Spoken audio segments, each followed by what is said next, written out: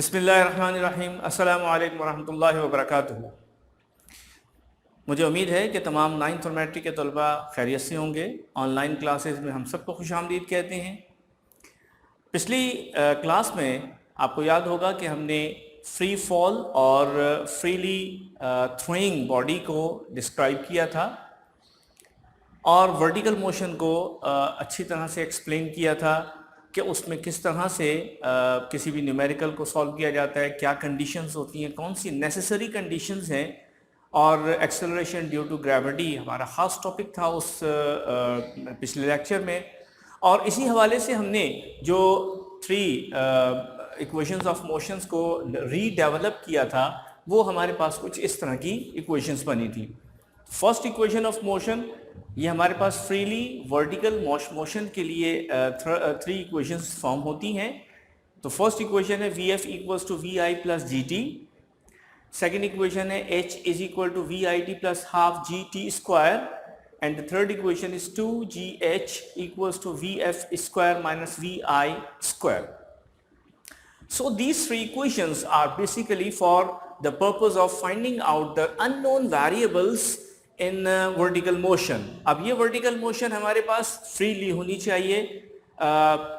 या तो ऊपर जा रही है कोई बॉडी जिसे हम उछाल देते हैं, थ्रो कर देते हैं, और या फिर ऊपर से ड्रॉप कर देते हैं, उस बॉडी के लिए हम ये 3 इक्वेशंस इस्तेमाल करेंगे। तो आइए हम अपने रिमेनिंग न्यूमेरिकल्स की तरफ आते हैं। 3.10 हमारे पास न्यूमेरिकल है जिसमें आपसे ये कहा जा रहा है, I am just reading, page number 45 पे आपके पास ये न्यूमेरिकल है 3.10। A stone is dropped from the top of a tower. A stone is dropped from the top of the tower. It takes 5 seconds to reach the ground. 5 second लेता है वो ground तक पहुंचने में। Calculate the height of the tower. Take g equals to 10 metre per second square. अच्छा, उसने यहाँ पर टावर की हाइट फाइंड आउट करने के लिए आपसे कहा है। तो बेसिकली जितना ट्रैवल वो स्टोन ऊपर से नीचे तक ग्राउंड लेवल तक आने में करता है, ट्रैवल करता है, वो बेसिकली उस टावर की हाइट बन जाता है। चुनाचे जब हम यहाँ पे टावर की हाइट फाइंड आउट करेंगे तो असल में इसकी एच, इसका डिस्टेंस जो है वो फाइंड आउट कर लेंगे, तो हमें हाइट ऑफ द टावर मिल जाएगी। आइए ज़रा इस सिचुएशन को ज़रा देखते हैं। ये हमारे पास यहाँ से यहाँ तक ये एक टावर है। इस टावर के बिल्कुल टॉप पे स्टोन रखा हुआ है, स्टोन किसी ने ग्रिप किया हुआ है, वहाँ से इसको ड्रॉप किया, तो ये उसकी मोशन की डायरेक्शन है। और चूंकि इसकी इनिशियल वेलोसिटी 0 है, क्योंकि यहाँ पर ये स्टॉप पोजीशन में था, 0 पोजीशन पर था और इसमें कोई मोशन नहीं थी, इसलिए इसकी initial velocity 0 metre per second हो जाती है। And you know very well when the body is falling down, its acceleration due to gravity is positive, and when it is throwing up in the upward direction, its acceleration due to gravity will be negative and it is fixed कि ये 10 होता है। बाज़ों का 9.8 भी हम इस्तेमाल करते हैं, लेकिन जब 10 मीटर पर सेकेंड स्क्वायर दे दिया जाए तो फिर हम यही इस्तेमाल करेंगे। It takes 5 seconds to reach the ground. ये ग्राउंड लेवल है, यहां तक पहुंचने में वो 5 सेकेंड लेता है। अब इसका डेटा जब हम इसको सेट करते हैं तो vi equals to 0 metre per second, time 5 seconds to reach the ground, g acceleration due to gravity 10 metre per second square, and h is to be found. अच्छा, अब मैंने यहाँ पे जो हम सेमी कॉलन लगाते हैं, फिर एक ब्रैकेट में उसकी डिस्क्रिप्शन लिखते हैं, वो मैंने यहाँ नहीं लिखी, लेकिन ये अंडरस्टूड बात है कि जब भी हम डेटा बनाएंगे तो उसकी डिस्क्रिप्शन जिस तरह पिछले केसेस में, पिछले लेक्चर्स में आपको बताई थी, उस तरह से हमें करनी है।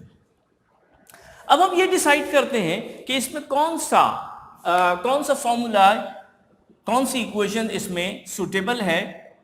सॉल्यूशन के बाद हम इसको देखते हैं।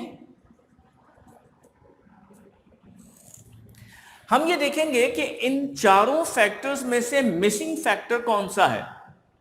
आप देख सकते हैं कि इसमें VF कहीं नजर नहीं आ रहा। So we have to search for the equation, for such equation in which VF is missing, absent.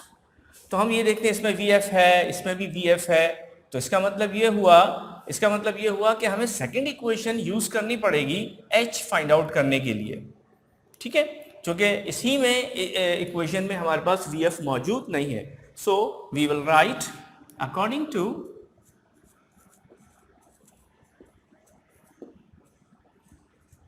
second equation of motion, h equals to vit plus half gt square. Now we will put the values of vi, t and g in this equation. सारी values हमारे पास मौजूद है. We आई की value 0 है, so it will be 0. T is 5 second. ये जो bracket में लगा रहा हूं इट इज नॉट नेसेसरी, लेकिन ब्रैकेट का मतलब मल्टीप्लिकेशन ही होता है. और ये वी आई और टी आपस में मल्टीप्लाई हो रहे हैं इस तरह से. V I multiply by T, ये बिल्कुल इसी तरह से मल्टीप्लाई हो रहे हैं. प्लस हाफ, जी की वैल्यू हमारे पास 10 है. टी स्क्वायर 5 का स्क्वायर हो जाएगा, और यहां तो ब्रैकेट लगाना जरूरी भी है इसलिए कि स्क्वायर आ रहा है. अब जब हम इसको सॉल्व करते हैं 2 5 से 10, ये तो 0 हो गया, तो 0 plus 5 square is 25, 25 5 125. So h equals to 125. Simply it will become h equals to 125 meter. Meter is necessary to write over there, क्योंकि इसके बगैर हमें ये नहीं पता चलेगा कि हम h क्या फाइंड आउट कर रहे हैं. फिजिक्स में जब भी कोई आंसर आ जाए या कोई वैल्यू लिखनी हो तो उसका यूनिट जरूर लिखा जाता है, याद रखिएगा. तो ये हमारे पास इसका आंसर आ जाएगा. अच्छा, इसी तरह से इसका जो सेकंड, इससे अगला जो क्वेश्चन है 3.11. आइए थोड़ा सा इसको भी देखते हैं. इसमें लिखा हुआ है, मेरा ख्याल है कि सबके पास इस वक्त बुक का पेज नंबर 45 ओपन होगा. हम ये एक्सपेक्ट कर रहे हैं. I am just reading. A boy throws a ball with a velocity of 20 metre per second. किसी भी बॉडी को ऊपर जब फेंका जाता है तो उसकी वेलोसिटी 0 नहीं होती. देखिए यहां से ऊपर से जब कोई चीज नीचे ड्रॉप की जाती है तो इनिशियल वेलोसिटी 0 है, लेकिन जब यहां से कोई चीज ऊपर फेंकी जाएगी तो उसकी इनिशियल वेलोसिटी 0 नहीं होगी. तो एक लड़की ने एक बॉल को ऊपर थ्रो किया है जिसकी initial velocity 20 metre per second है. Find the time elapsed between the throwing and catching the ball. उसने ये किया है, बॉल को ऊपर उछाला, उस पर थ्रो किया और उसके बाद उसने वहीं पर उसको कैच कर लिया. सो व्हाट हैपेंड, बॉल यहां से गई, ऊपर जाने के बाद रुकती है, रुकने के बाद नीचे आती है. यानी इसका मतलब है कि यहां से ये 20 मीटर पर सेकेंड से वेलोसिटी आहिस्ता आहिस्ता कम होती चली गई, यहां तक कि 0 हो गई. और फिर उसके बाद जब 0 हो गई तो उसने अपना रिवर्स ट्रैवलिंग शुरू कर दी वापस नीचे आने के लिए. चुनाचे इसमें 2 केसेस हुए. एक ऊपर जाने का केस अलग हुआ, ऊपर से नीचे आने का केस बिल्कुल अलग हुआ. तो मैंने आपको जैसे पहले बताया था, पिछले लेक्चर में आपको बताया था कि अगर ऐसी कोई सिचुएशन आ जाए जिसमें कोई बॉडी नीचे से ऊपर जा रही है और फिर ऊपर से नीचे भी आ रही है, तो now this question is treated as a two parts of the question. यानी इसके 2 पार्ट्स आप ट्रीट करेंगे इसको. एक पार्ट में बॉडी नीचे से ऊपर जा रही है और सेकंड पार्ट में ऊपर से नीचे आ रही है. चुनाचे इस वक्त जो हम सॉल्व कर रहे हैं वो सिर्फ एक पार्ट सॉल्व कर रहे हैं. उसने ये पूछा है हमसे कि उसको टाइम टोटल कितना लगा ऊपर जाने और ऊपर से नीचे वापस आने में. तो जितना टाइम नीचे से ऊपर जाने में लगता है उतना ही टाइम ऊपर से नीचे आने में भी लगता है. चुनाचे अगर हम सिर्फ आधा टाइम यानी नीचे से ऊपर जाने का टाइम कैलकुलेट करके उसे डबल कर दें तो हमारे पास टोटल टाइम आ जाएगा. चुनाचे in this way initial velocity 0 metre per second, time आपको फाइंड आउट करना है, final velocity vf equals to 0 और you know very well that g is equal to what? जी बताइए क्या होगा? 10 metre per second square? No, -10 metre per second square, चूंकि body ऊपर जा रही है। जब कोई बॉल ऊपर जा रही है, वो बॉडी ऊपर जा रही है, तो जी नेगेटिव होता है। आइए इसका डेटा बना लेते हैं। V I equals to 20 metre per second, V F equals to 0 metre per second. अच्छा, जी की वैल्यू है आपके पास -10 metre per second square. T आपको फाइंड आउट करना है, ठीक है। तो ये हमारे पास डेटा है। बाद में इसको जब डबल करेंगे उस वक्त देख लेंगे, इसको डबल करने के लिए 2 से मल्टीप्लाई किया जा सकता है। अच्छा, अब फिर वही सिचुएशन है, कौन सा फॉर्मूला इसमें लगेगा? एब्सेंट फैक्टर देखिए, absent factor. What is the absent factor over here? h is absent, so that you have to find the value, find the equation in which h is absent।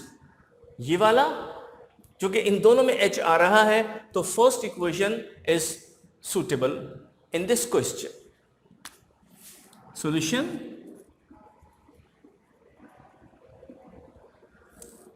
according to first equation of motion,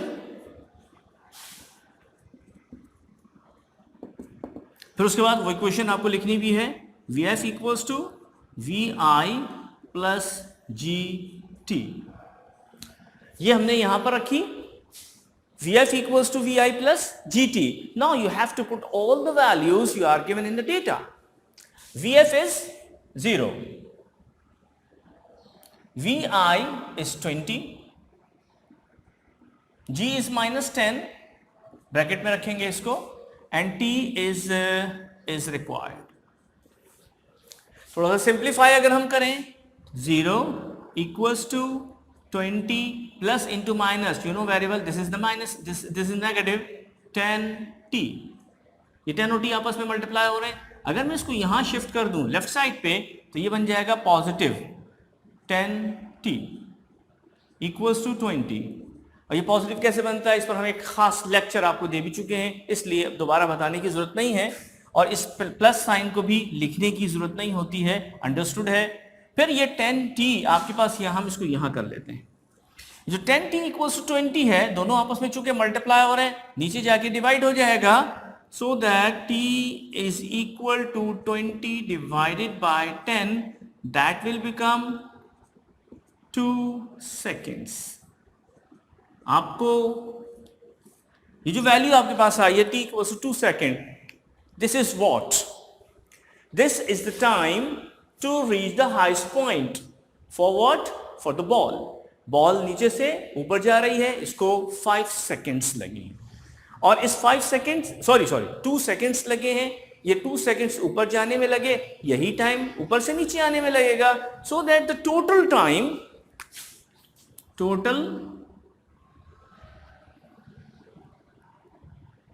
hence total time is equal to 2 multiplied by t, and 2 multiplied by t means 2 multiplied by 2, that is 4 seconds।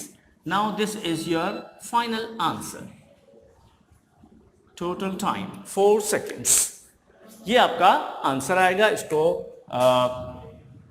साफ सुथरे अंदाज में box कर दीजिए, इसलिए कि हम box इसलिए करते हैं कि वो हाईलाइट हो जाता है, ठीक है। तो ये जो 2 क्वेश्चंस मैंने आपको करवाए हैं, इसके बाद क्वेश्चन नंबर आता है 3.12 यानी 3.12 एंड 3.13। इन दोनों में से हम एक क्वेश्चन और आपको करवाएंगे और एक क्वेश्चन आपको होमवर्क के लिए दिया जाएगा। तो उससे क्या होगा कि आपका ये पूरा न्यूमेरिकल्स का जो पोर्शन है ये इंशाल्लाह कंप्लीट हो जाएगा। लेकिन एक बात ध्यान में रखिएगा कि ये जो इस वक्त हमने आपको काम करवाया है और इसके साथ साथ पिछले जो न्यूमेरिकल्स आपको करवाए थे, ये बहुत इम्पॉर्टेंट है। इम्पॉर्टेंट इस लिहाज से कि अगर आपने ये पोर्शन सीख लिया और समझ लिया, न्यूमेरिकल्स को सॉल्व करने की सारी सिचुएशंस आपको क्लियर हो गई, कॉन्सेप्ट्स क्लियर हो गए, यही अगली क्लास में यानी फर्स्ट ईयर में आपको काम आएगा। इजाज़त दीजिए। अस्सलामु अलैकुम व रहमतुल्लाहि व बरकातुहू।